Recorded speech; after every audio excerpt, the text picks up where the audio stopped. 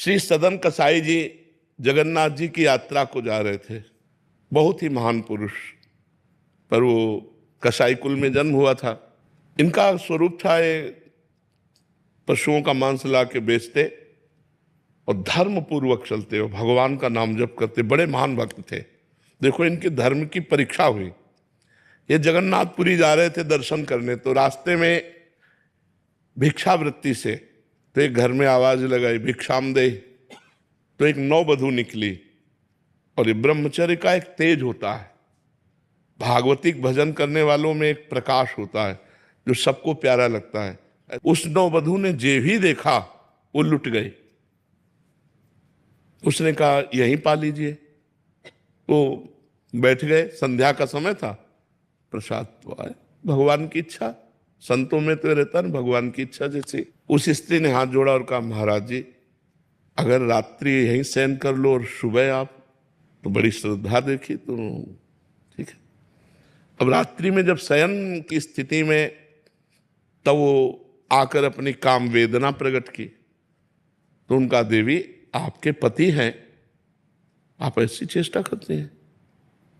उसका उल्टा दिमाग चला कि मानो ये कह रहे हैं आपके पति, अगर पति ना होते तो उसने अपने पति की हत्या कर दी सोते हुए। फिर आई और कहा अब स्वीकार करो पति को मैं, उनका दुष्ट, तो उन्होंने कहा अगर मैंने हल्ला मचा दिया तो तुम्हारी अभी दुर्गति हो जाएगी। ये संयम की परीक्षा। तो उन्होंने कहा नहीं, मैं धर्म विरुद्ध आचरण नहीं कर सकता, मृत्यु को स्वीकार कर सकता हूं। उसने हल्ला मचा दिया, लोग एकत्रित, तो क्या हुआ, ये हमसे गलत करना चाहता था, हमारे पति ने रोका, पति को मार डाला और फिर गलत करना चाहता तो मैं हल्ला मचा दिया। सदन जी जय जगन्नाथ जय जगन्नाथ, भगवान आप देख रहे हो।